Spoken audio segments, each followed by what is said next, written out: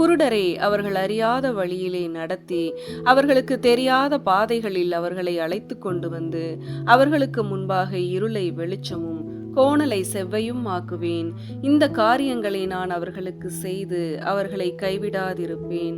சித்திர வேலையான விக்கிரகங்களை நம்பி வார்ப்பிக்கப்பட்ட சுரூபங்களை நோக்கி நீங்கள் எங்கள் தேவர்கள் என்று சொல்லுகிறவர்கள் பின்னடைந்து மிகவும் வெட்கப்படுவார்கள். செவிடரே கேளுங்கள், குருடரே நீங்கள் காணும்படி நோக்கி பாருங்கள். என் தாசனை அல்லாமல் குருடன் யார்? நான் அனுப்பின தூதனை அல்லாமல் செவிடன் யார்? உத்தமனை அல்லாமல் குருடன் யார்? கர்த்தருடைய ஊழியக்காரனை அல்லாமல் அந்தகன் யார்? நீ அநேக காரியங்களை கண்டும் கவனியாதிருக்கிறாய். அவனுக்கு செவிகளை திறந்தாலும் கேளாதே போகிறான். கர்த்தர் தமது நீதியின் நிமித்தம் அவன் மேல் பிரியம் வைத்திருந்தார். அவர் வேதத்தை முக்கியப்படுத்தி அதை மகிமை உள்ளதாக்குவார்.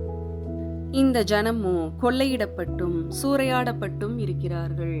அவர்கள் அனைவரும் கெபிகளிலே அகப்பட்டு காவல் அறைகளிலே அடைக்கப்பட்டு இருக்கிறார்கள். தப்புவிப்பார் இல்லாமல் கொள்ளையாகி விட்டுவிடு என்பார் இல்லாமல் சூறையாவார்கள். உங்களில் இதற்கு செவி கொடுத்து பின் வருகிறதை கவனித்து கேட்கிறவன் யார்? யாக்கோபை சூறையிட்டு இஸ்ரவேலை கொள்ளைக்காரருக்கு ஒப்பு கொடுக்கிறவர் யார்? அவர்கள் பாவஞ்செய்து விரோதித்த கர்த்தர் அல்லவோ?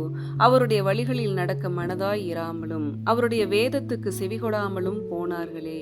இவர்கள் மேல் அவர் தமது கோபத்தின் உக்கிரத்தையும் யுத்தத்தின் வலிமையையும் வரப்பண்ணி அவர்களை சூழ அக்னி ஜுவாலைகளை கொளுத்தி இருந்தும் உணராதிருந்தார்கள்.